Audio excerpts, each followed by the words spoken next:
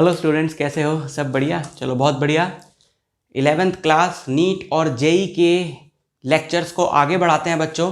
Last video lecture में हमने पढ़ा था सेंटर ऑफ मास के बारे में। सेंटर ऑफ मास क्या होता है और सेंटर ऑफ मास किसी भी सिस्टम का कैसे फाइंड करते हैं अगर हमें उसके इंडिविजुअल पार्टिकल्स की लोकेशंस पता हो इन टर्म्स ऑफ उन पार्टिकल्स के पोजीशन वेक्टर्स या फिर उन पार्टिकल्स के individual X Y Z coordinates. अगर हमें उन पार्टिकल्स के पोजीशन वेक्टर्स पता होंगे तो ऑब्वियसली उनके एक्स वाई जेड कोऑर्डिनेट्स तो पता ही होंगे।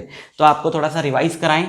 फॉर्मूला क्या आया था? सेंटर ऑफ मास का पोजीशन वेक्टर आया था बच्चों m1 r1 plus m2 r2 up to mn rn divided by m1 plus m2 up to mn, है ना? याद होगा आपको, लास्ट वीडियो लेक्चर में ही बात हुई। अच्छा, individually x coordinate of centre of mass is m1 x1 plus m2 x2। पहले वाले पार्टिकल का x कोऑर्डिनेट, दूसरे वाले का x coordinate up to mn xn divided by वही m1 plus m2 up to mn। This is written as sigma m1 plus m2 plus m3 up to mn is the total mass 1 upon n sigma mi xi। This is your xcm, not your xcm, centre of mass का x coordinate. Similarly y coordinate of centre of mass निकालना हो तो m1 y1 plus m2 y2 plus m3 y3 up to mn yn। Individual particles के y coordinates लगा के, जिसको इसी terms में हम लोग लिख देते हैं 1 upon m sigma mi yi and z coordinate of centre of mass is 1 upon m sigma mi zi। ठीक, तो ये हम लोग पढ़ चुके हैं। आज के लेक्चर में हम लोग क्या पढ़ने वाले हैं बच्चों? हम पढ़ने वाले हैं कि कंटिन्यूअस बॉडीज का सेंटर ऑफ मास कैसे निकालें। कंटिन्यूअस बॉडीज का क्या मतलब है? यहां पर हमें हर एक पार्टिकल का individually X Y Z coordinate पता था, यानी पोजीशन वेक्टर पता था।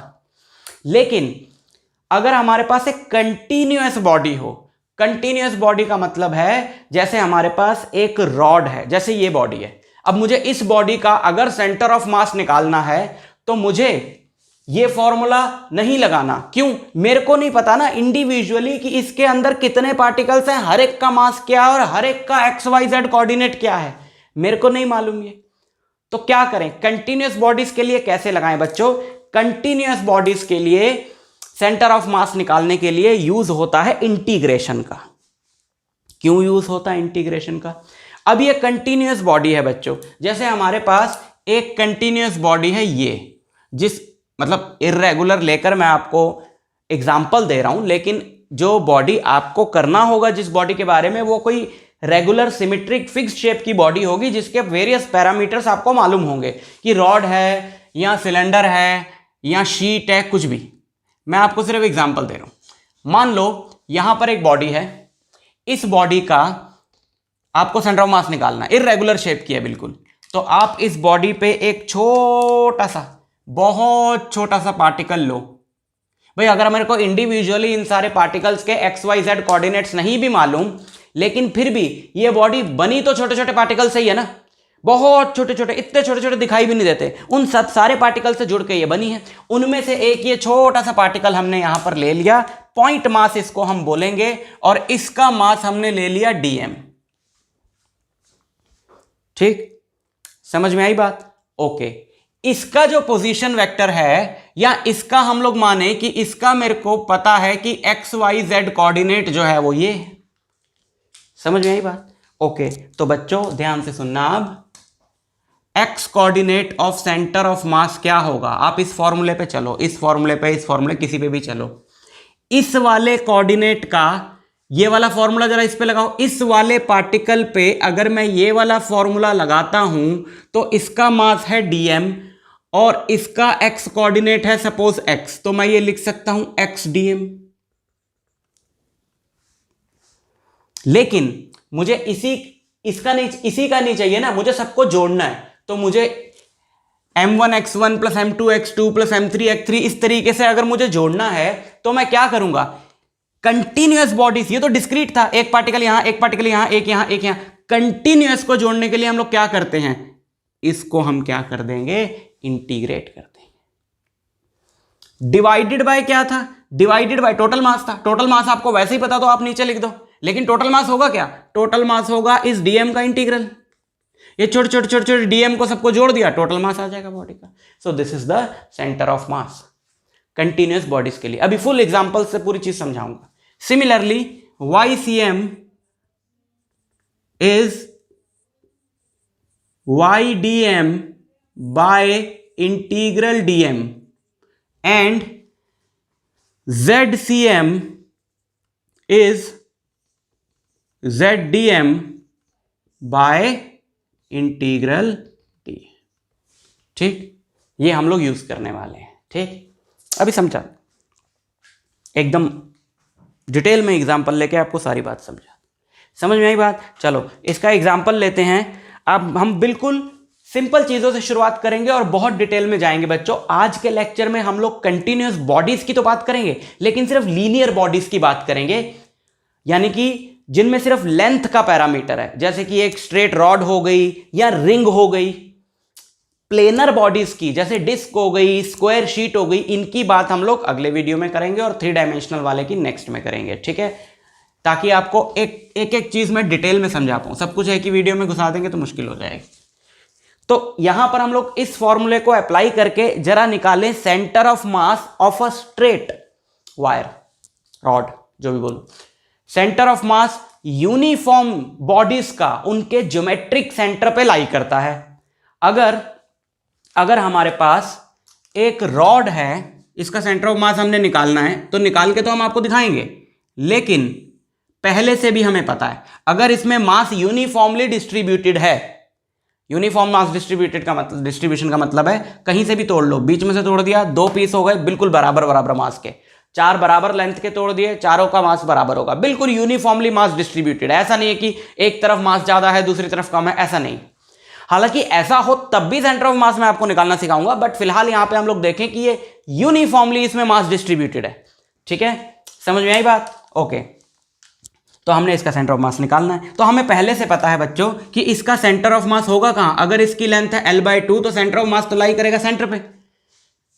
ये मैं आपको पहले भी बता चुका हूं लास्ट वीडियो लेक्चर में कि जो सिमेट्रिक बॉडीज हैं और उनमें मास यूनिफॉर्मली डिस्ट्रीब्यूटेड है, तो उनका सेंटर ऑफ मास कहां लाई करता है, सेंटर ऑफ मास लाई करता है उनके ज्योमेट्रिक सेंटर पे। तो इसका सेंटर ऑफ मास आना यहां पे, यानी कि यहां से L/2 डिस्टेंस पे। बट हमें नहीं मालूम, सपोज इसी चीज से शुरुआत करेंगे ना हम। तो मान लो अब सबसे पहले क्या करना होता था, मैंने आपको लास्ट वीडियो लेक्चर में बताया था कि अगर आपको ओरिजिन नहीं गिवन तो आपको ओरिजिन खुद से मान लेना है, कोई भी ऐसा पॉइंट जो आपके लिए इजी हो।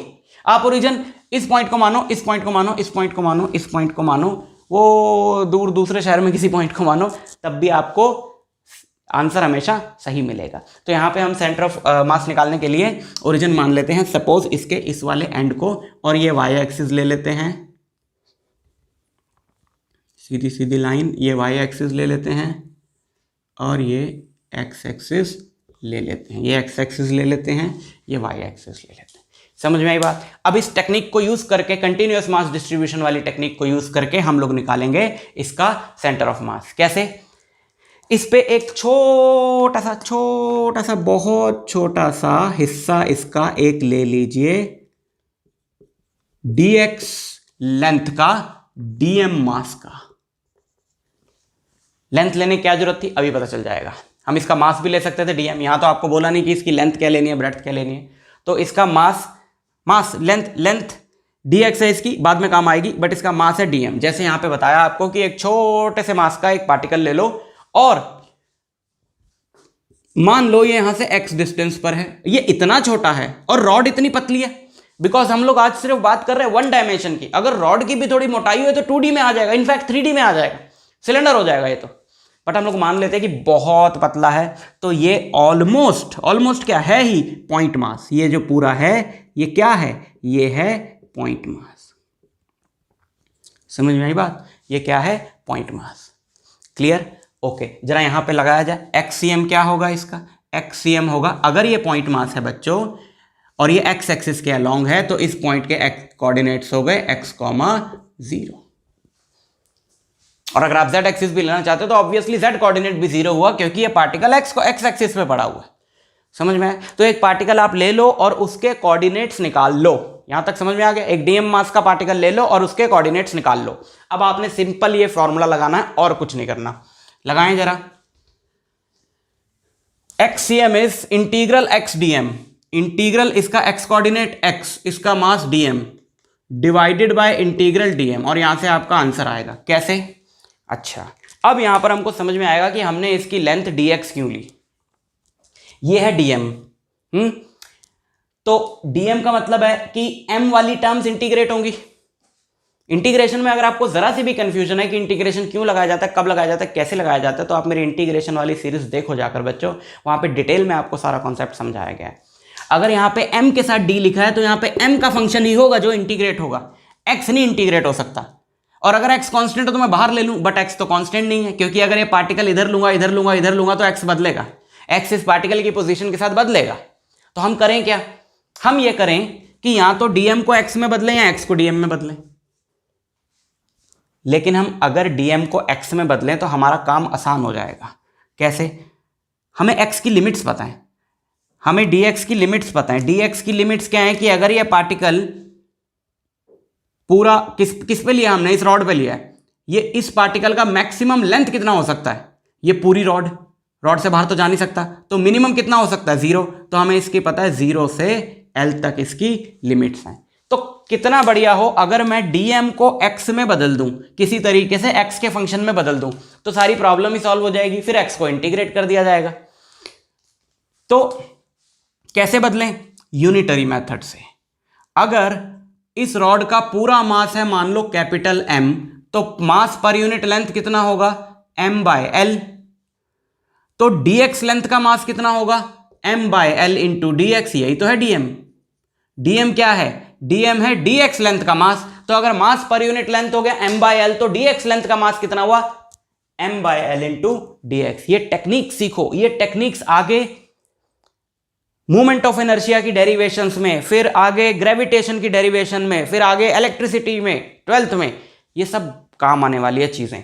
ठीक है, तो ये हम यहां पर एक बेसिक चीज सीख रहे हैं कि इसको लेंथ, मास को लेंथ में कैसे कन्वर्ट किया जाए, मतलब मास को एक्स के फंक्शन में कैसे कन्वर्ट किया जाए, ये आपको बहुत ज्यादा जरूरत पड़ने वाली है।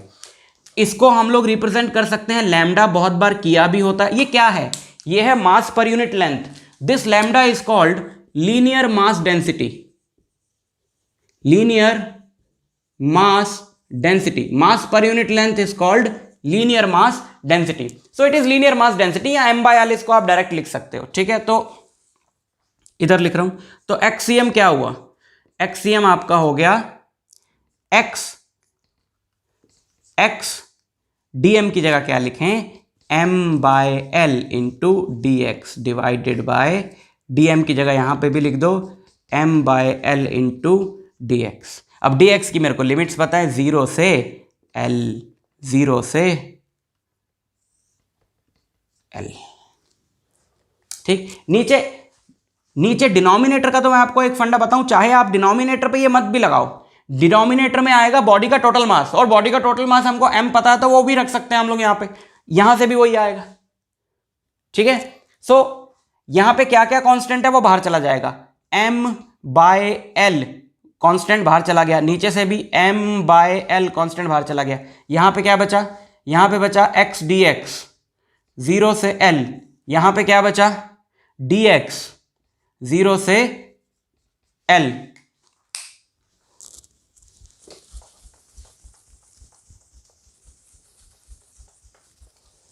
यहां पे लिख दूं m/l से m/l कट गया, x का डेरिवेटिव इंटीग्रल x²/2 0 से l अपॉन, ये 1 है, 1 का इंटीग्रल x। इंटीग्रेशन में कोई भी कंफ्यूजन है वो वाली सीरीज देखिए जाके, l²/2 अपॉन l, एक l से l कट गया, आंसर इज l/2। सो एक्ससीएम कितना आ गया, एक्ससीएम कितना आ गया, एक्ससीएम आ गया l/2। तो हमने पहले ही प्रिडिक्ट कर लिया था, प्रिडिक्ट क्या करना था, जैसे कोई बहुत बड़ी सी भविष्यवाणी करी हमने, नहीं, ऑब्वियस सी बात, कितने डिस्टेंस पे होगा, L/2 पे। और y कोऑर्डिनेट होगा 0, क्योंकि यहां पे लाई करेगा ना सेंटर ऑफ मास। आप वैसे भी निकाल सकते हो। y कोऑर्डिनेट क्या होगा, YCM is what, YCM is y dm का इंटीग्रल बाय dm का इंटीग्रल, है ना, y dm का इंटीग्रल अपॉन dm का इंटीग्रल। अच्छा, y किसका, ये वाले पार्टिकल का y, और इस पार्टिकल का y क्या था, 0। जब यहां पे मैं 0 रखूंगा तो पूरा क्या आ जाएगा, 0, यानी कि इसका सेंटर ऑफ मास लाई करता है L/2, 0 पे। z निकालोगे तो वो भी 0 आएगा, तो पूरा लिख दूं अगर मैं, तो इसका सेंटर ऑफ मास लाई करता है L/2, 0 पे। समझ में आई बात? ओके, आगे बढ़े, ठीक है।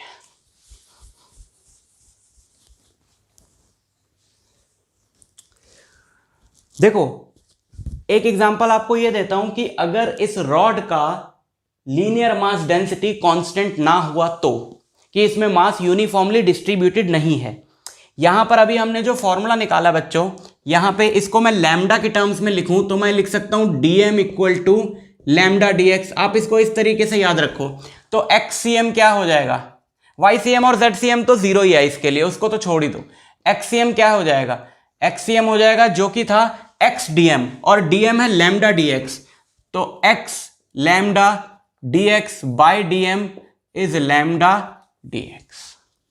इस तरीके से अब आपको लैम्डा सपोज क्वेश्चन में गिवन है, मान लो लैम्डा है 1 + 2x, या फिर इस तरीके से लिखूं मैं इसको 2x + 1, ये आपको लैम्डा गिवन है, ठीक है। लैम्डा का यूनिट क्या होगा, लैम्डा का यूनिट होगा kg/मीटर, तो ये आपको लैम्डा गिवन है। इसका मतलब क्या है कि x के साथ मास जो है वो चेंज हो रहा है। मास पर यूनिट लेंथ आपका ये है कि अगर x है, मान लो ये रॉड है 10 मीटर की पूरी, अगर x है 1 मीटर तो x की जगह 1 रखा, 2 + 1, 1 मीटर की दूरी पे लीनियर मास डेंसिटी है रॉड की 3 kg/मीटर। अब x की जगह 4 रखा, सपोज 4 + 2 9, सॉरी 4 × 2 8, 8 + 1 9, यानी कि 4 मीटर के डिस्टेंस पे इसकी लीनियर मास डेंसिटी हो जाती है 9 kg/m3, कि मास यहां पे कम पैक्ड है, वहां ज्यादा पैक्ड है, तो इस तरफ रॉड भारी होती जा रही है। इसको देने का मतलब ये है, ये यूनिफॉर्मली डिस्ट्रीब्यूटेड नहीं है। अब निकालो कि इस रॉड का सेंटर ऑफ मास कहां लाई करेगा। अब इस रॉड का सेंटर ऑफ मास कहां लाई करेगा बच्चों, निकालते हैं कहां लाई करेगा, लेकिन लॉजिकली सोचें, हाफ के उस तरफ लाई करेगा। हाफ के उस तरफ क्यों लाई करेगा, क्योंकि मास इसका उस तरफ जाने पर बढ़ता जा रहा है, तो जिस तरफ मास ज्यादा होगा उधर सेंटर ऑफ मास ज्यादा लाई करेगा, है ना। तो सेंटर ऑफ मास इसका देखें जरा, आप कहां लाई करेगा, xcm क्या होगा सेंटर ऑफ मास का, और इसकी लेंथ हमने मान ली 10 मीटर, है ना। तो 0 से 10 x लैम्डा, लैम्डा कितना हो गया, 2x + 1 dx। सिमिलरली यहां पर 0 से 10 लैम्डा 2x + 1 इंटू dx। इसको जरा मल्टीप्लाई करें, 0 से 10 2x² + x into dx upon 0 से 10 2x + 1 इंटू dx, ठीक। ये थोड़ा नीचे लिखें, जगह कम है। 2x² का इंटीग्रल 2x³/3, x⁴ का इंटीग्रल क्या होता है, x⁴n+1 divided by n+1, so 2x³/3 plus x²/2, 0 से 10 अपॉन इसका इंटीग्रल 2x²/2 + 1 का हो गया x, 0 से 10, ये आपको दे देगा इसका x coordinate centre of mass का। अपर लिमिट लगाओ पहले, 10 का cube 1000, 1000 into 2 2000 divided by 3 plus 100, 10 का square 100, 100/2 50 plus 50 minus upper limit, पहले अब पूरे में अपर लिमिट पुट करते हैं, फिर माइनस लोअर लिमिट पुट करते हैं, तो माइनस लोअर लिमिट पुट करोगे तो पूरा 0 हो जाएगा, डिवाइडेड बाय अपर लिमिट, 2 से 2 कट गया, 10 का स्क्वायर 100, 100 + 10 110, ये होगा कितना, 2000 + 150 2150/330, ये कट गया, 5 और 1 6 और 2 8, अब पता नहीं किससे कटेगा ये, 215/33। ठीक, ये इसका सेंटर ऑफ मास हो गया। पूरा काटें जरा, पूरा इसको काटते हैं। 33 × 7 क्या होगा, 231, यानी कि ये है 33 × 6, तो 33 × 6 क्या होगा, 198। 198 इसमें से गए 215 में से, 15 और 2 17, 170। 33 × 5 देखो 6.5 के अराउंड आ रहा है। हमने पहले ही प्रिडिक्ट कर लिया था कि ये हाफ से उस तरफ रहेगा। 10 मीटर की रॉड है तो हाफ इसका 5 मीटर हो गया, 5 मीटर से भी ये उस तरफ आ रहा है, तो ये कितना हो गया, 6.5। ठीक, समझ में आई बात आपको? ठीक है, आगे बढ़ते हैं और एक सेमी सर्कुलर रिंग का इसी टेक्निक को यूज करके निकालते हैं सेंटर ऑफ मास। ठीक है, तो अब निकालते हैं सेंटर ऑफ मास एक सेमी सर्कुलर रिंग का। ठीक, ये है हमारे पास एक सेमी सर्कुलर रिंग और इसका हमने निकालना है सेंटर ऑफ मास इसी टेक्निक को यूज करके। ठीक, तो अब हम माने कि इस पे एक छोटा सा एलिमेंट है dl लेंथ का। भाई इसमें हमने लेंथ ली dx, तो इसमें dl क्यों ली? इसमें लेंथ हमने dx इसलिए ली क्योंकि हमने इसको माना है x एक्सिस के अलोंग। तो x एक्सिस पे छोटी सी लेंथ अगर मैंने ली तो मैंने उसका नाम dx रख दिया। लेकिन ये x एक्सिस के अलोंग तो नहीं है, इनफैक्ट ये तो किसी भी एक्सिस के अलोंग नहीं है क्योंकि ये सीधा नहीं है। तो इस पे हमने लेंथ ले ली जो छोटी सी, उसका नाम हमने क्या रख दिया, उसका नाम हमने रख दिया dl। मान लो इसका मास है m, इस पूरी सेमी सर्कुलर रिंग का मास है m, तो इसका जो लैम्डा है, लैम्डा लीनियर मास डेंसिटी, वो क्या होगा, m बाय इसकी टोटल लेंथ इसकी क्या होगी, पाई आर। अगर इसका रेडियस r है तो इसकी टोटल लेंथ होगी पाई आर। सेमी सर्कल की लेंथ क्या होती है, pi r. So this is lambda. ठीक, इतने से हिस्से का जो मास है, इतने से पार्ट का मास हम dm ले लें। सो this is what, dm is lambda dl, है ना, मास पर यूनिट लेंथ। जैसे यहां लैम्डा dx था, यहां लैम्डा dl।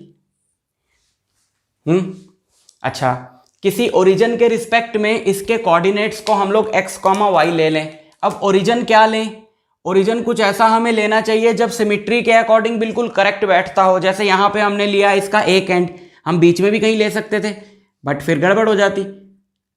गड़बड़ मतलब थोड़ा सा बड़ा हो जाता है हमारा काम, हम अपना काम क्यों मुश्किल बनाएं। सेंटर को ले सकते थे, इस एंड को ले सकते थे, इस एंड को लेना है, उस एंड को लेना, तो एक ही बात हो गई।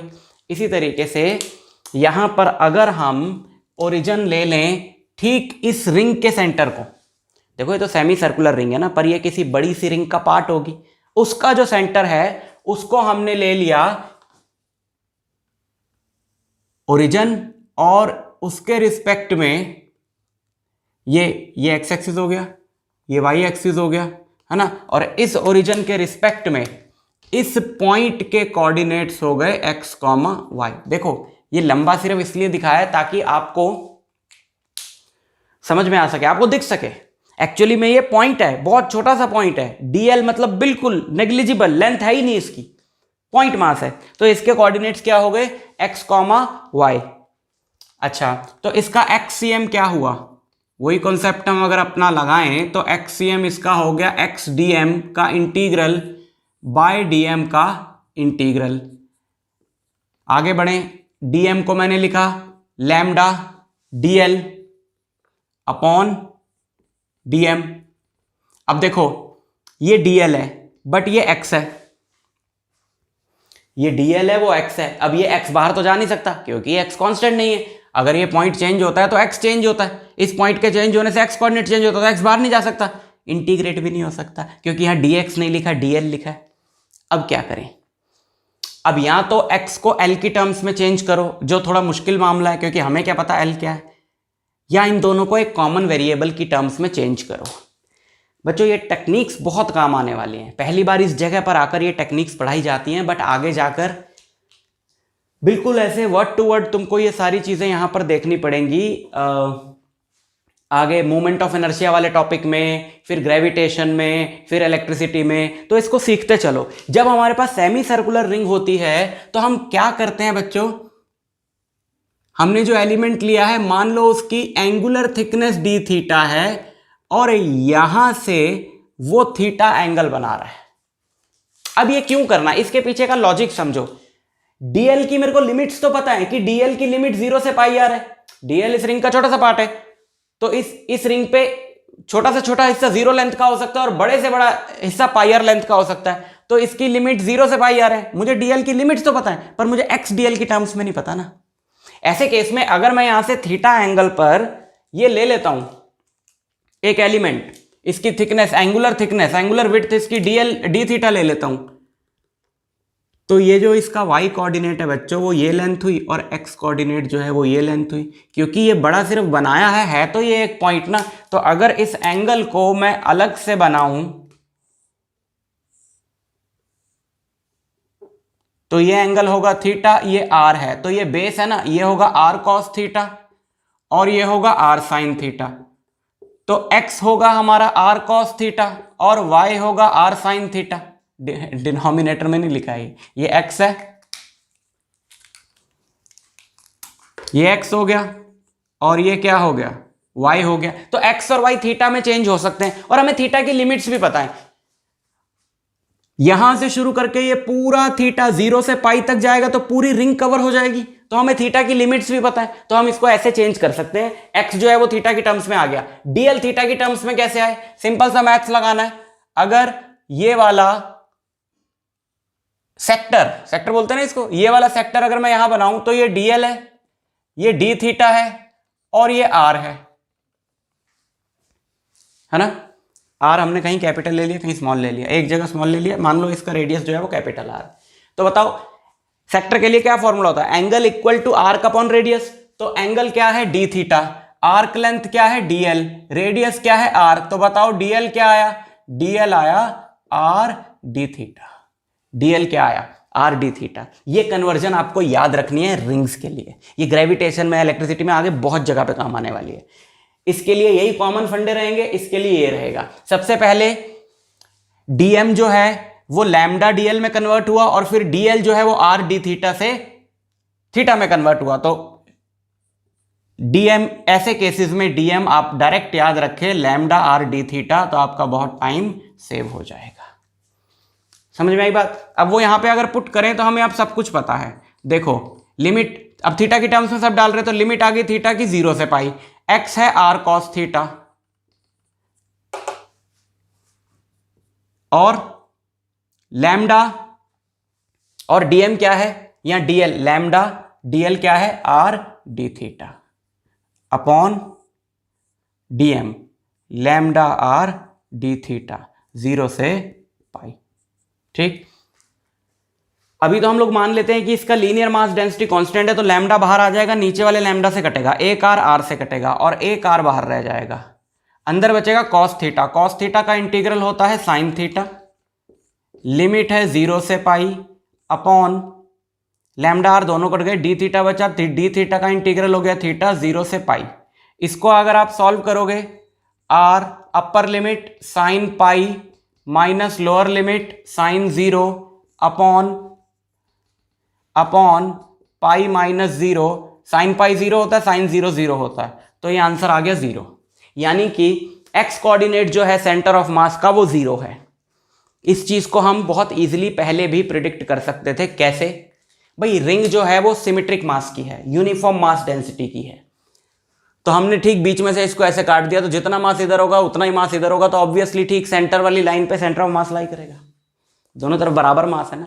अगर दोनों तरफ बराबर मास ना होता, यूनिफॉर्म मास डेंसिटी की ना होती, ये वाला मास ज्यादा होता, तो सेंटर ऑफ मास इधर कहीं लाई करता, इधर मतलब एक्स एक्सिस पे नहीं, लेकिन इस तरफ वाले रीजन में, क्योंकि वाई नहीं अभी हमें पता ना कहाँ है, वाई तो निकालें पहले।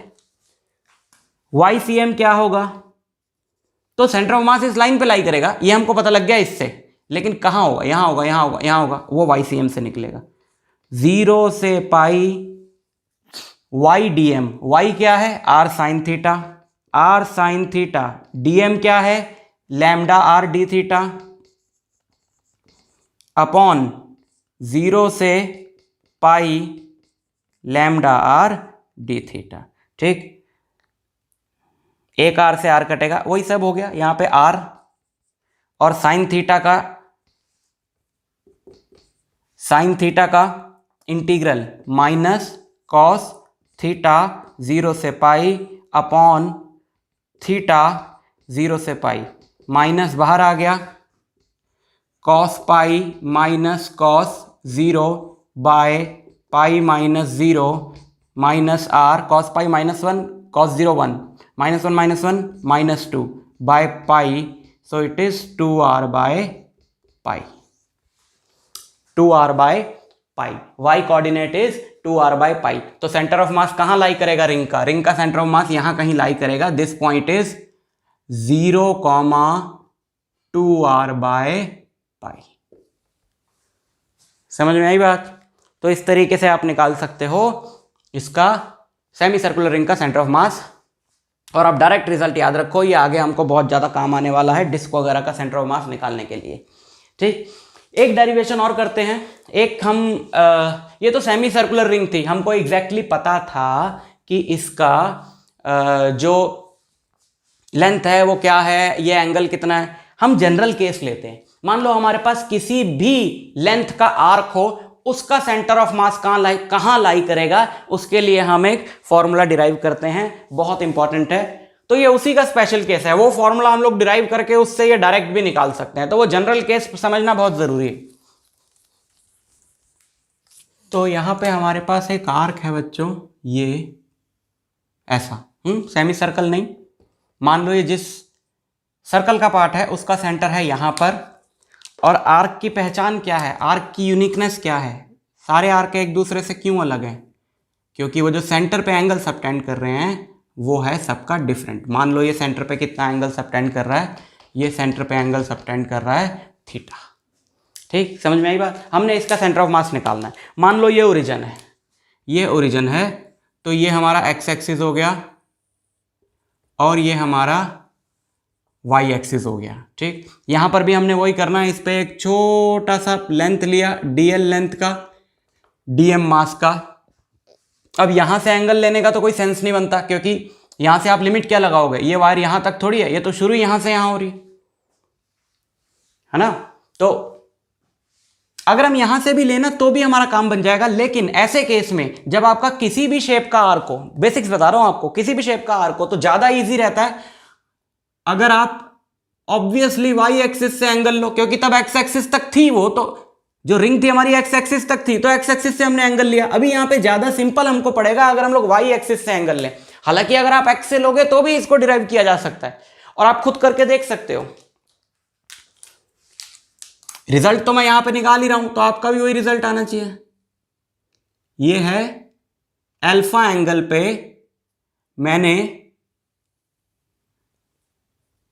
चलो एक काम करते हैं, हम अल्फा की टर्म्स में निकालते हैं। थीटा तो हमने वेरिएबल ही मान रखा है ना पहले वाले में भी, तो हम मान लेते हैं कि इसका जो एंगल है पूरा वो अल्फा है, और ये मैंने थीटा एंगल पे वाई एक्सिस से डी थीटा थिकनेस का एलिमेंट लिया है। तो वही वाली कहानी यहां पर भी लगेगी कि इसका जो डीएम होगा वो डीएम होगा लैम्डा इंटू डीएल, और डीएल होगा are D theta,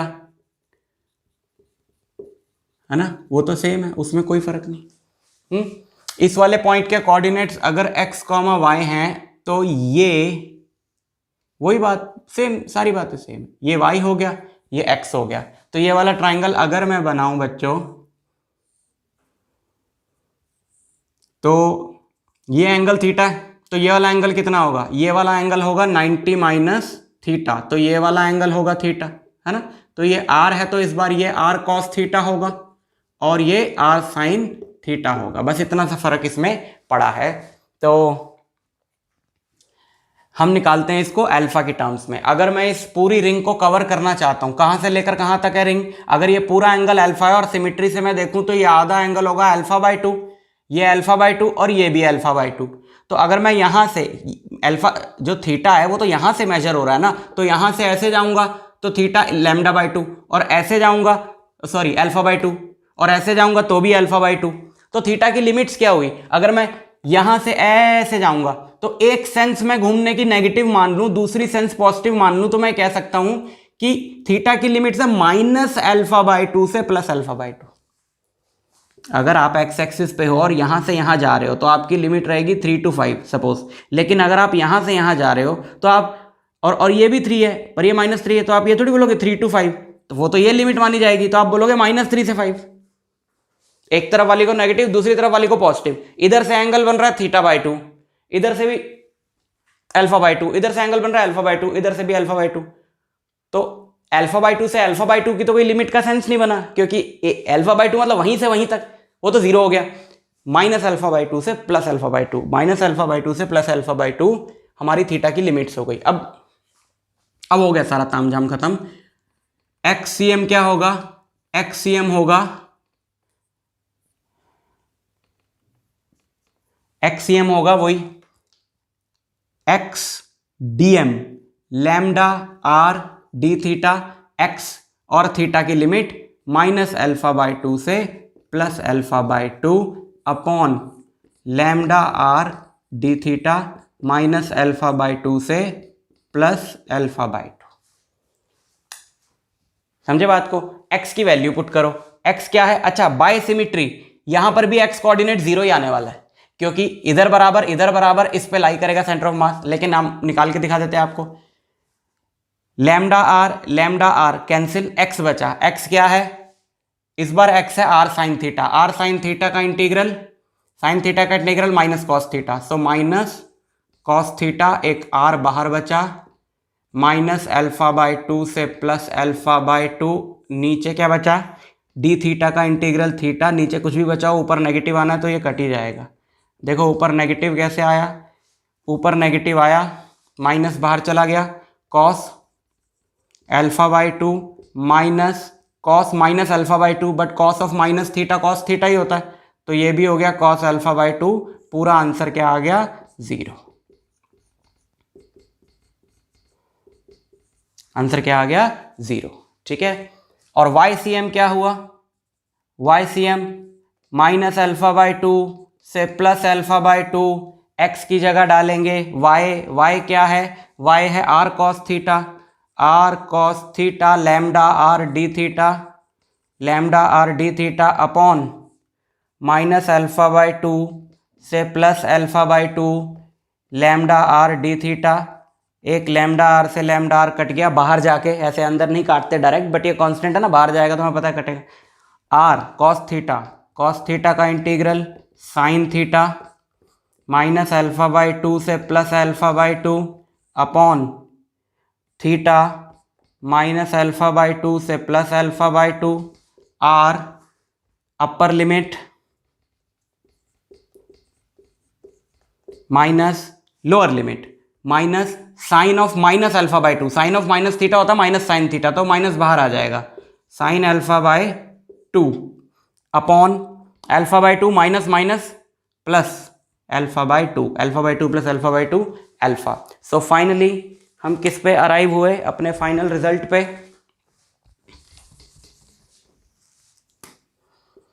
2r sign α/2 upon alpha, ये होगा y कोऑर्डिनेट।